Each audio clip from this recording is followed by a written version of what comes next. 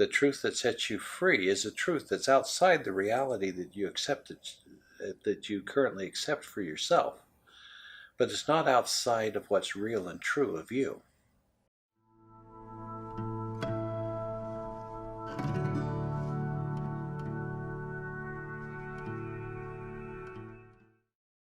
Okay, so the reason that we do these is to come up with things that we don't know that we'd like to know. Okay. And in order for me to speak from a place of knowing rather than not knowing, then I can't start from not knowing and try and figure it out from there. Because you've painted yourself into a box, accepted an identity, accepted all of the contextual truths that create your reality, and say, this is my box, this is what's real and true for me. And the freedom that you seek is outside of that box that you've accepted as the totality of your reality.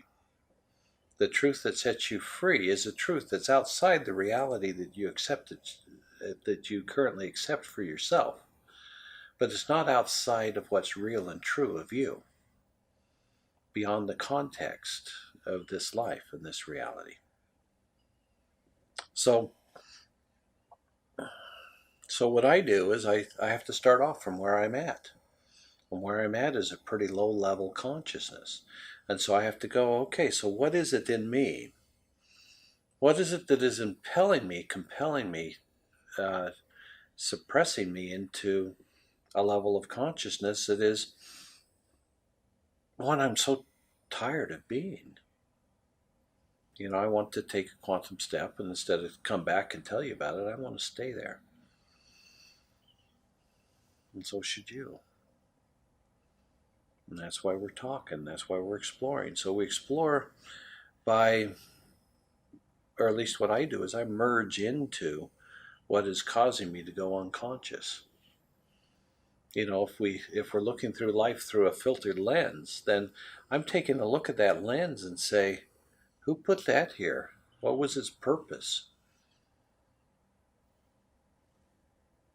And has that purpose been served and it's still hanging around?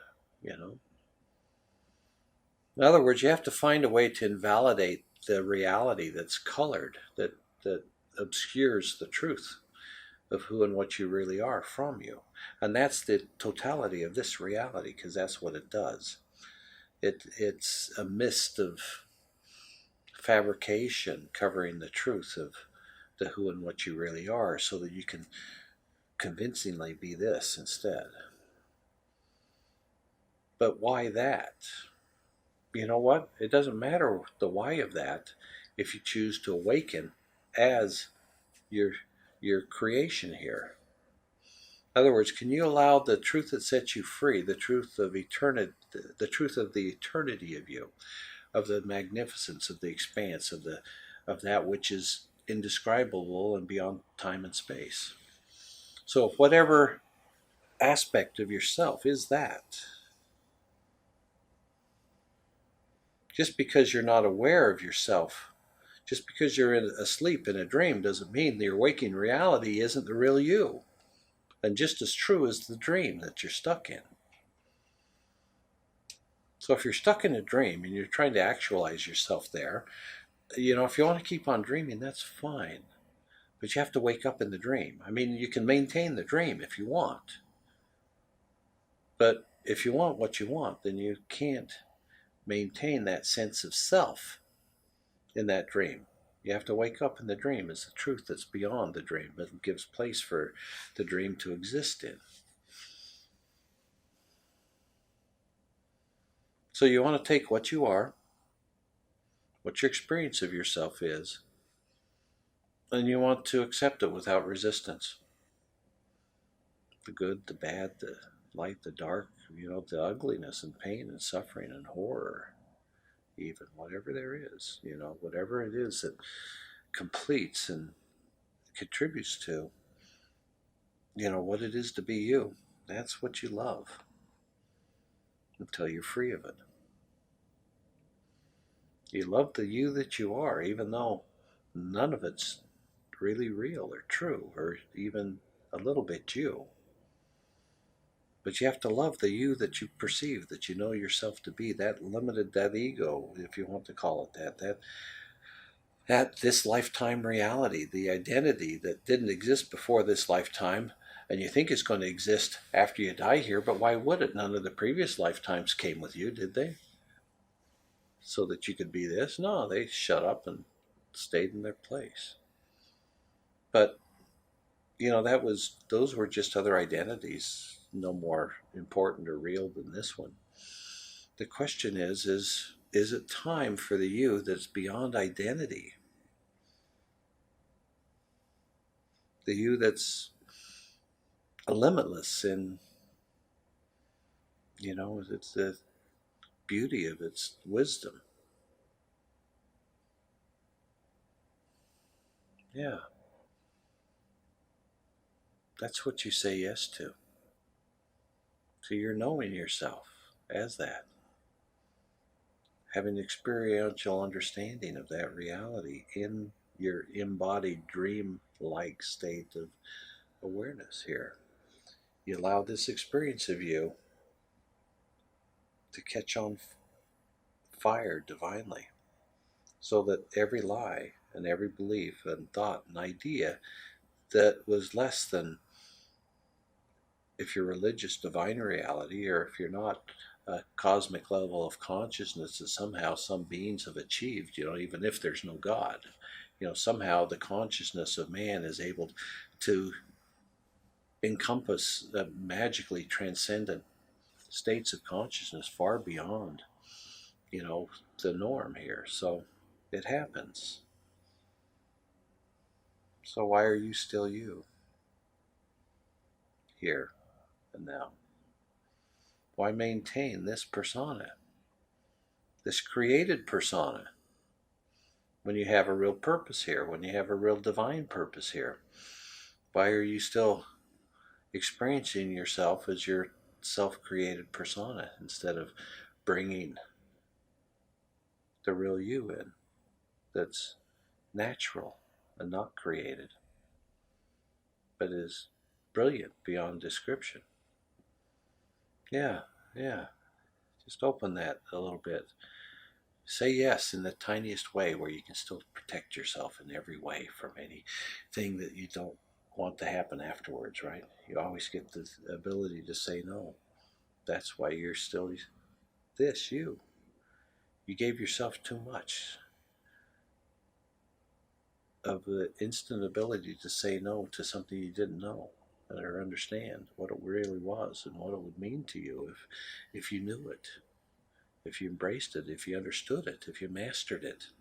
What if you mastered all the areas of reality that used to frighten you, that used to threaten you, that used to, seem to be a problem to you for your life as you are? What if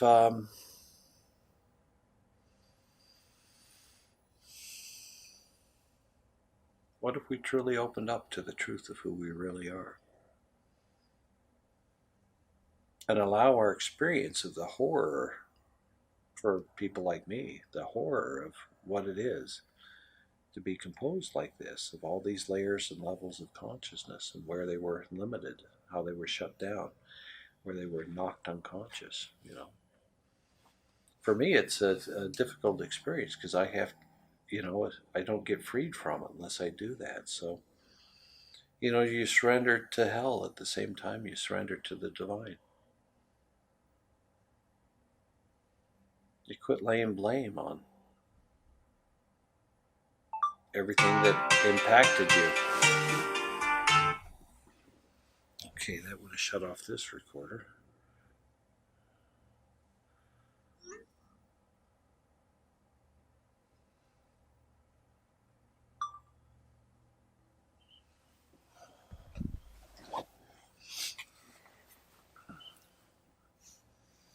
So, you know, I know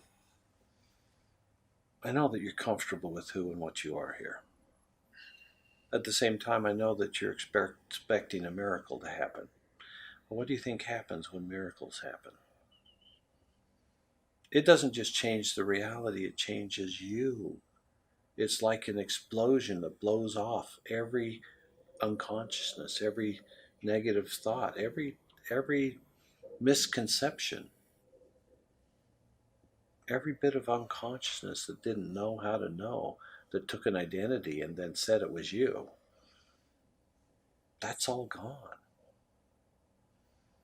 And you just let it transform into for itself.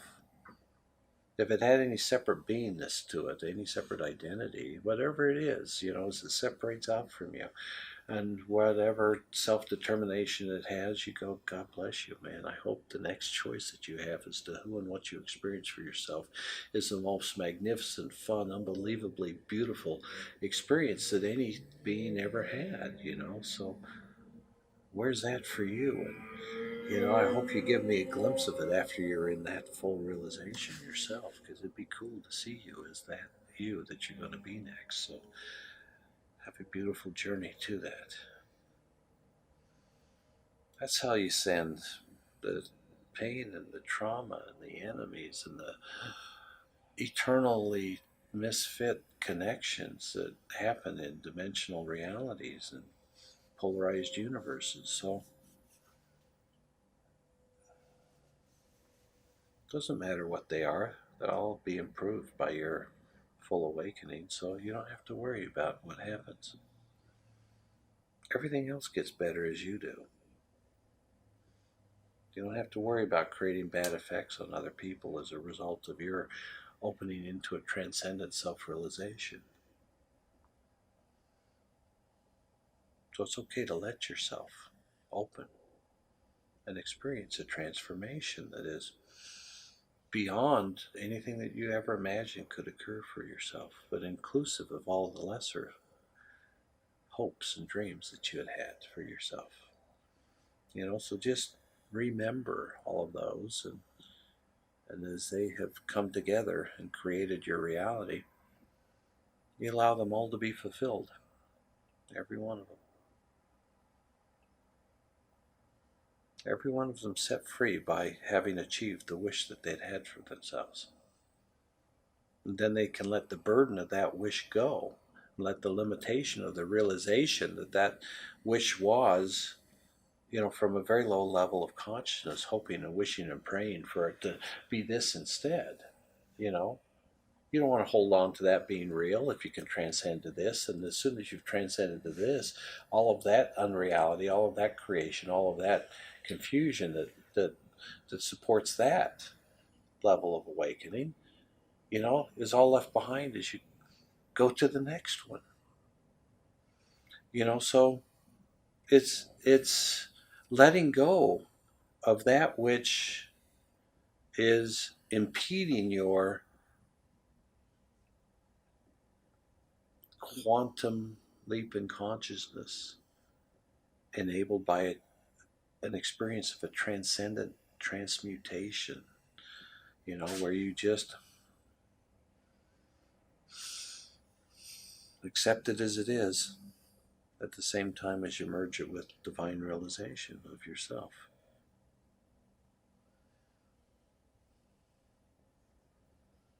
So then everything reorients.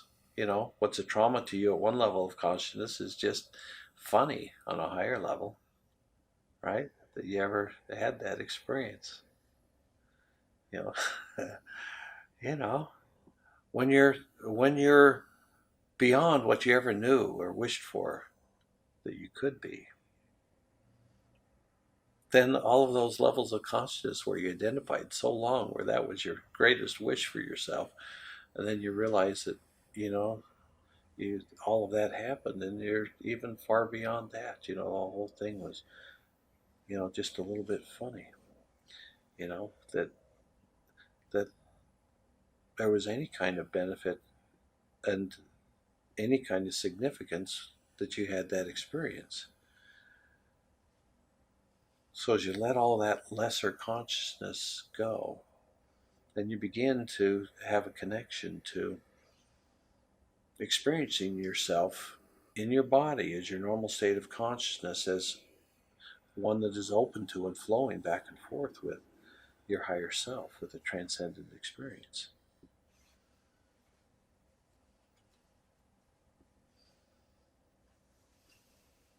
Hmm.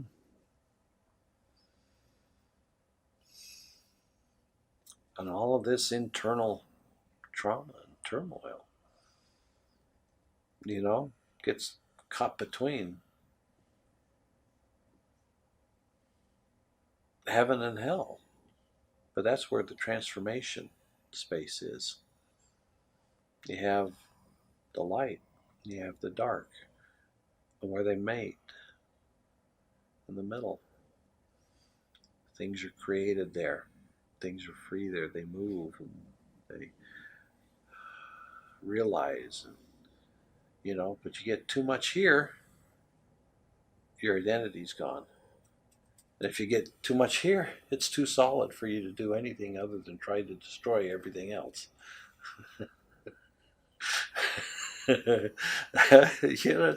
I know, we've all done it. We're snapping out of it. That's what we're talking about. We're saying, okay, are we awake enough to go all the way now? Well, you ask the question and then you stretch to realize as much truth as you can so that you can come up with an answer that somehow benefits you. And says, well, you're going to allow yourself this much of an improvement, so enjoy it. There you go. Right? You open up like a flower. Oh, I'm so tight. Oh, I'm so tight. I'm so perfectly stuck together in a really beautiful way, and that's going to be great forever. Ooh, what's that? Oh, that's nice. That's very bright.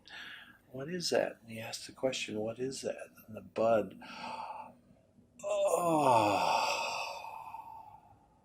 experience awe, and flowers and beauty as a result.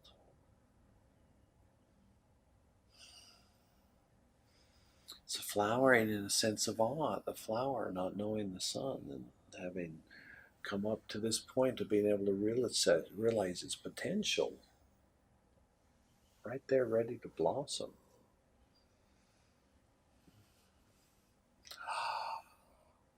It sees the sun and they both make love to each other. Ah. So where are you willing to meet awe in the realization of your potential? That might be a good question to experience the answer to within your experience of yourself. So you as that, and me as this. And then this, at the same time, a divine bliss.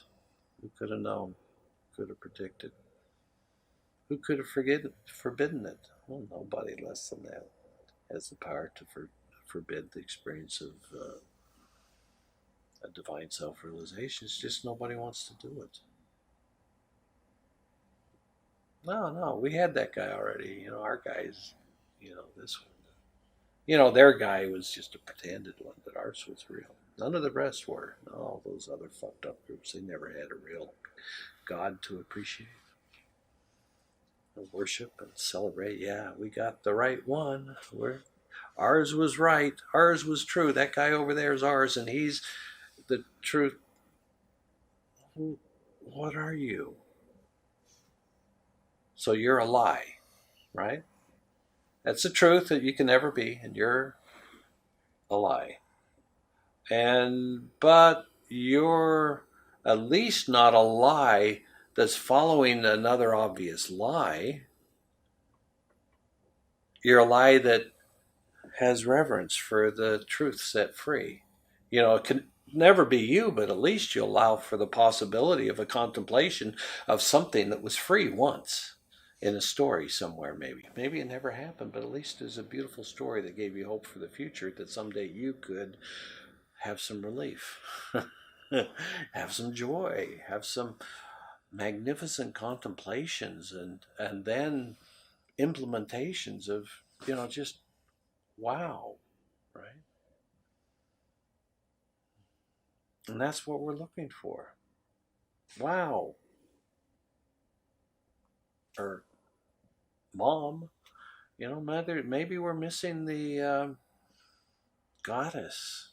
All this talk about God and Jesus, and there's Mary, but we're not saying she's a goddess. Just that she was handy in some way. Okay, the handmaiden of the Son of God, sort of. Mary and Mary. But what about them? Why not the goddess awakening with them as their identity, as their personality, as the consciousness that they were, but then flowering in the light of the sun? Being at that merger of heaven and hell, darkness and light. Being that creation in the middle that feels the pains of hell and the grace of heaven at the same time, and is able to bring them into a mutual appreciation. Even you bring the darkness and the light together until they know each other well enough. They go, wow, that's nice. It's nice once in a while. I can put myself into that darkness and appreciate a creation that's great. Or the darkness can say, wow, this is, I don't know what this is. I wonder if I could embrace something that did. And he looks up, and then the light shines upon every aspect that created himself. Whatever that darkness was, whatever the identity was, begins to move in a beautifully dark way. And it's an awakening in darkness of whatever the beingness was that was traumatized into complete unconsciousness. So there's that. The easy way is, go find yourself somebody that's truly holy and say, hey, guess what? Now's the time you're waiting for. Go ahead and unveil the truth and let it shine. And then they will, because they wouldn't believe you'd tell them a lie that it was the wrong time. But then since they did, then actually it was the right time. So funny thing, the paradoxes of why things should or shouldn't be done. Let it happen. You don't have to get any agreement with anybody on whether it's time for you. It's your decision. It's your choice. It's your reality. And reality will dance with you if you do it. If you wake up enough to inspire everybody that you meet, everybody will be competing for the moments that they can, even get a glimpse of you. So wouldn't that be how good it would be if somebody was truly awakened, so that they were so aware and so present and so holy and so loving and so blissful that if somebody just caught your glimpse, it was enough to shift them in a way that they considered miraculous, from pain and suffering into, I have seen the light, I've felt the truth, and I'm born again. Right? Well, it's supposed to be more than that. It's supposed to be more than not be evil anymore. You're not supposed to just not be fighting and screaming and killing and destroying. No. You're supposed to actively move in such a way that somebody else that has any perception has to pay attention, say, what's going on there?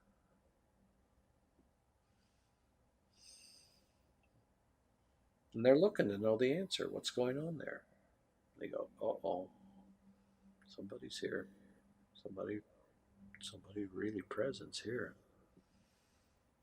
I'm going to have to spread out so that I can experience with, this is a surprise. I wasn't looking for this. I wasn't ready for somebody free here. What's going on? What's it about? How does it relate to me? And you always be exactly what it is. It beautifully welcomes into their next state of self-realization. It's an easy path. You just grace to grace. It's only those that want to butt into line like me, that have to go through a transformative process where, things have to burn off so quickly that it feels like we're burning in hell almost sometimes. But, you know, that's the pain and suffering that you get, as if you want to quickly self-realize all the pain and suffering that others have had as a result of your life. And if you've been a million lives that you haven't taken responsibility for, all of them too, whatever it is, it is. And whatever is you that you're unconscious to, that you're in the dark from, is suffering as a result of it.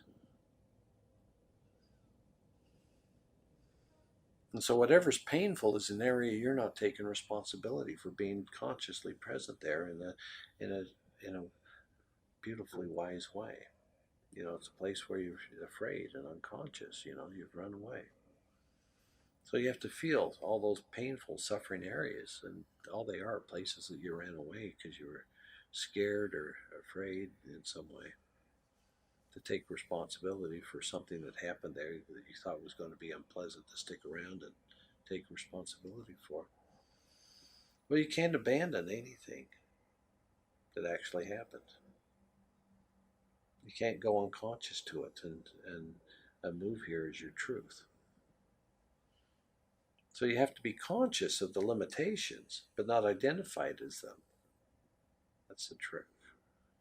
If you identify as those limiting experiences, then there you are. You're back in. But if you experience the limitations that come with the body that you're using, but at the same time you don't buy into the bullshit lies of the cause and effects of why that is, you just come in and take responsibility. This is your world now, your universe, your body, your mind.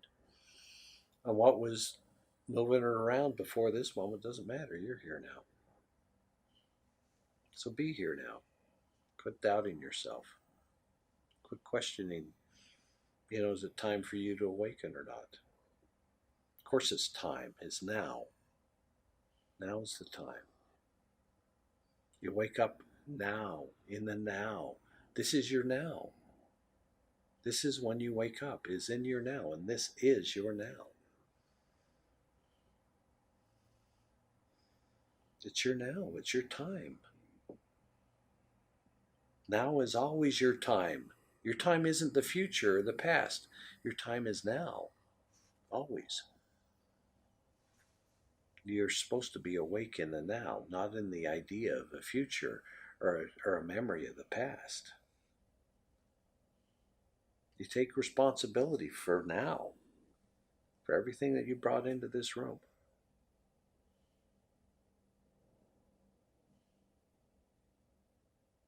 Yeah. Yeah, just like that. You just come in and say, okay, I wasn't here. Wasn't paying attention. Ran away. I'm back. Deal with it. And then everything goes, oh, he really is. Thank God. Be back is something that's worth that being said of you. Thank God. Thank God he's back. How much fun would you have with all your friends if every time you showed up in their mind they go, thank God he's back? How much fun can you have with somebody that appreciates you on that level? Oh my God, thank God he's back. Let's celebrate.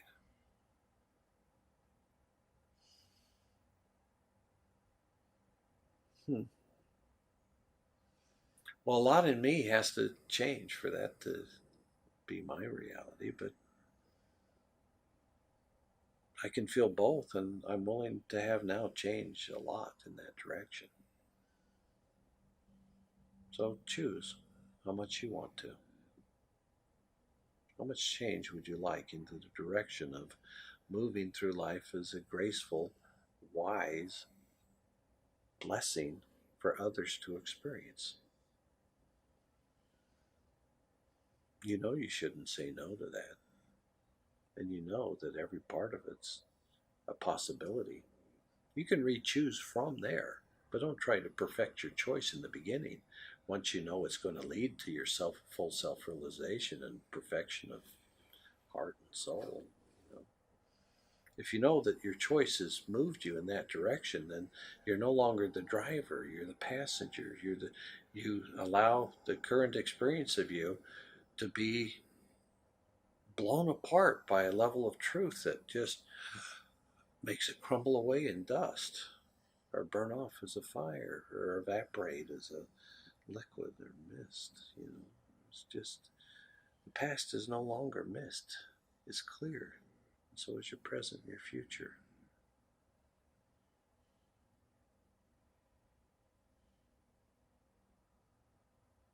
Because you truly decided to be here in the now instead of lost into some imagined future or regretted past.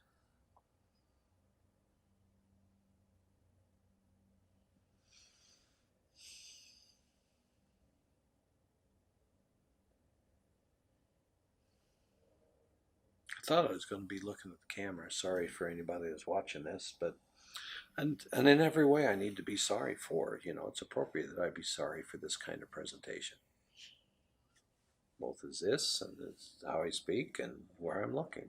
Everything you could think about a way to criticize this is the right thing to do. And then I have the choice as to whether to say, oh, okay, so as awake as I was, as much the way that I wanted to be, I was, yet it was still such a poor excuse of self-expression that it was funny and stupid to other people looking at it. So how could you defend a presentation of yourself that wasn't good enough to inspire somebody else? You got to do better. Don't defend from a position of weakness. From a position of weakness, awaken and go, oh my God, I can't believe I lived as that for so long, but thank God that's over. You let it go and you move on. Then you get to know the landscape, the step on the stairway to heaven that you're on.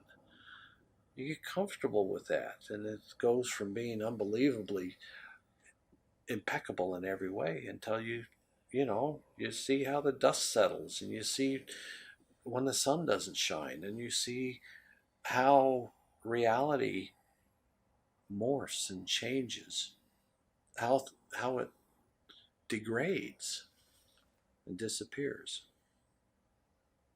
There's no creations that are permanent. And so if you want the experience of perfection in the moment, you have to experience that in your own heart, in your own experience of you. Now, reality will mold to your experience of self, but you don't experience the perfection out there first. You don't create perfection as a dick, and then come back and realize your divine truth once you've made the perfect home. No, divine truth makes its own perfect home. Self-realization is what shifts reality. Reality doesn't create realization. Change in reality is one that happens when somebody awakens enough to realize a truth that moves them into another way of being here.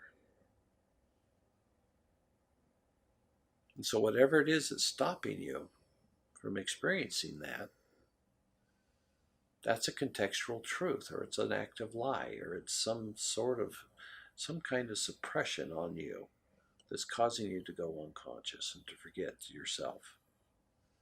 So you have to put all of your consciousness in there. If something's opposing you like that, you have to dive in all the way. You have to embrace the darkness and say, man, I'm not letting go of you. You do it until the darkness becomes you and you become the darkness. Then you still stay there until it begins to be fun, to be you, the dark side of reality. I didn't say evil, I just said dark. And without trying to put any context in that, again, just be comfortable with the fact, with the concept of yin and yang, light and dark within the light, and light within the dark, and that there's a coming together, a merger. It's not a war, it's making love.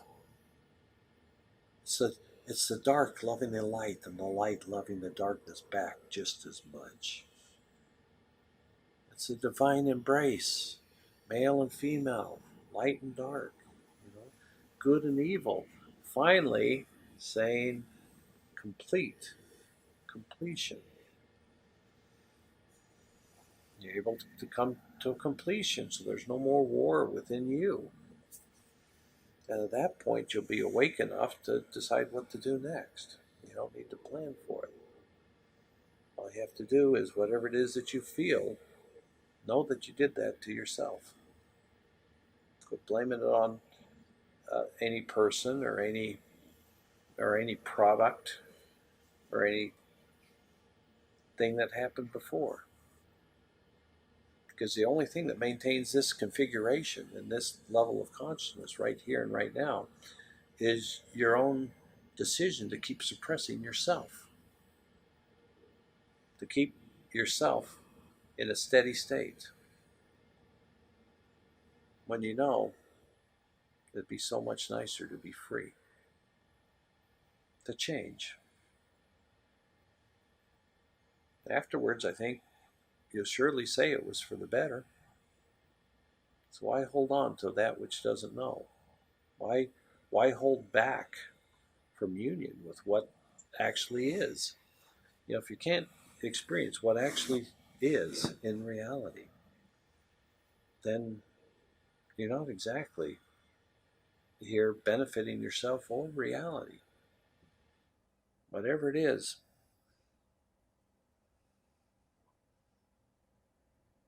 you merge with it.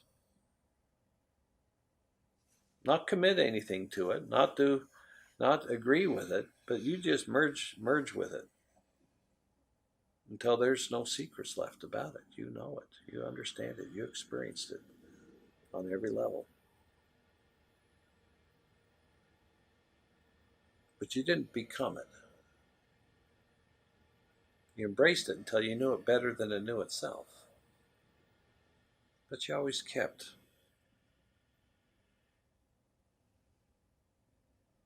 your knowing of your own truth. No matter what you created and inserted yourself into, you always had the kill switch to kill the unconsciousness, to destroy the limitation, so that you wake back up if you've completely trapped yourself. So what would be the kill switch on the creation of you? What would it that would signal the divine to intervene and snap you out of it?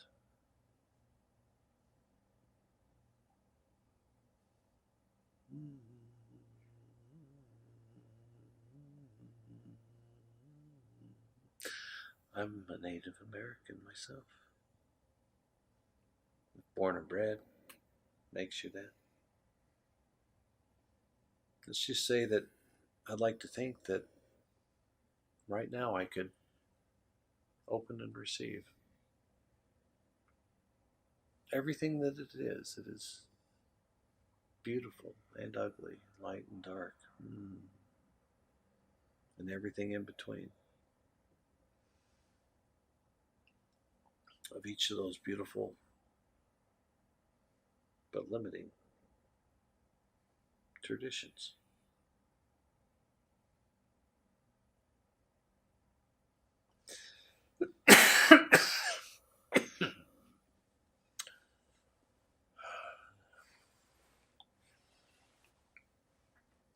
So, the Indian traditions, the Indian tribes. What do they have? What knowledge? What awareness? what presence and beingness do they have that they could share with you, where when they shared it with you, you'd know it was that thing that you'd been looking for and expecting to have happen at any moment. Well, let's say that it was such an unbelievably wonderful gift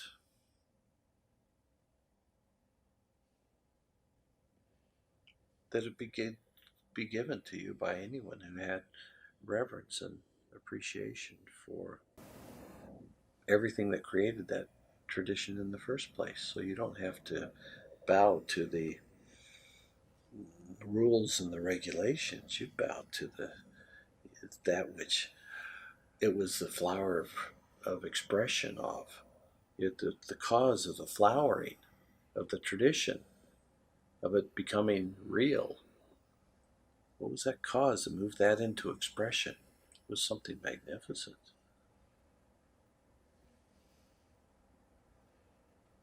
So you don't embrace the, the tradition and the story and the belief system. You embrace what met it at the point of willing to self-realize and allowed that to be a divine dance of the creator and the created, right?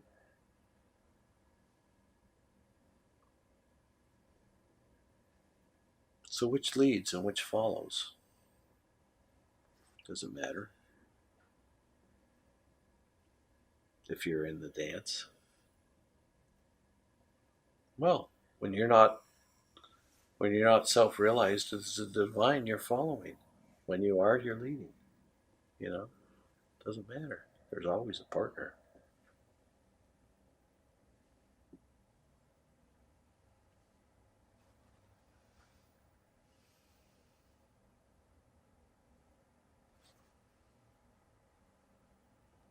Yeah, you got it. That's what you came for. Now feel it. Feel how feel the relief that you're feeling in your heart now.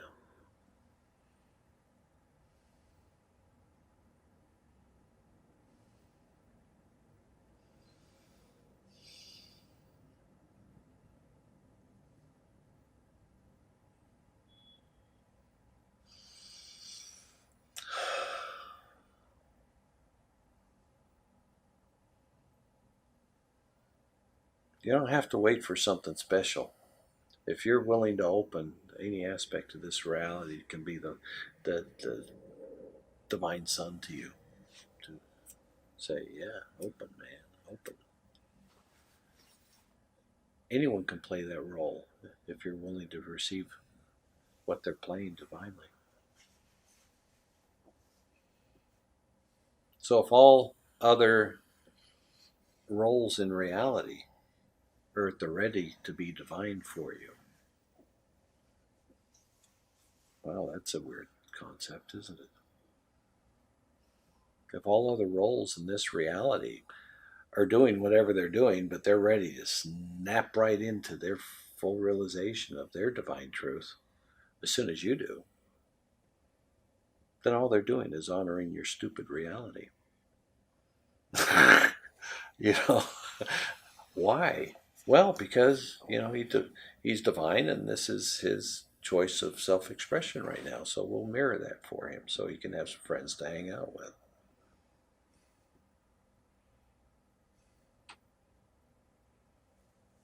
But do you want to self-realize divinely here?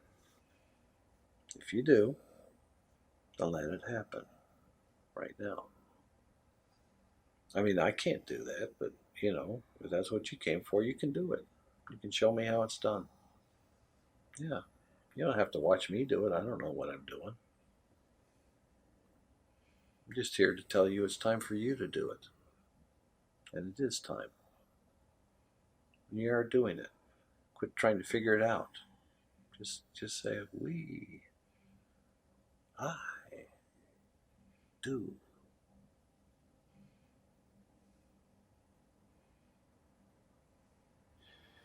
Hmm.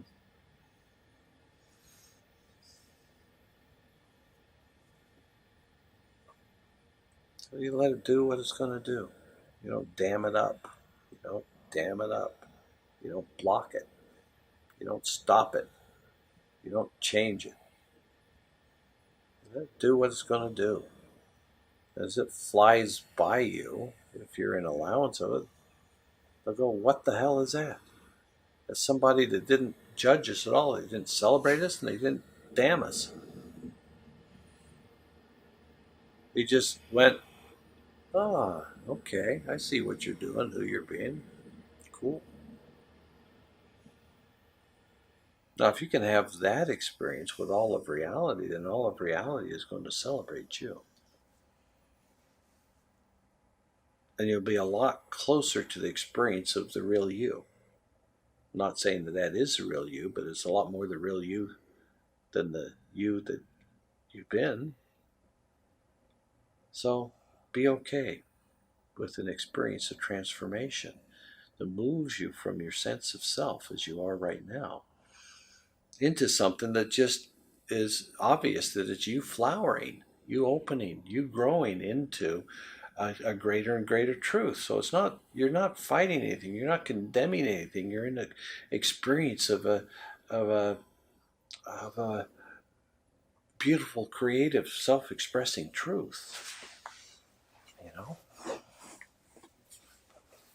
So let it. Let that be your experience of your own blossoming.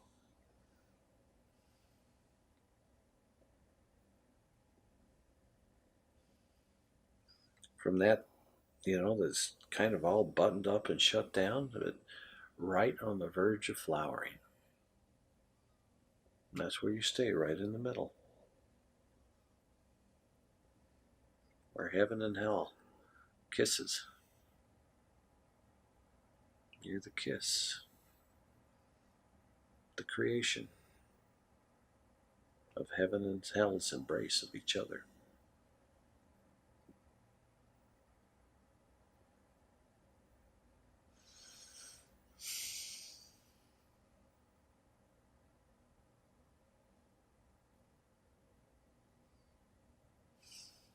And you too.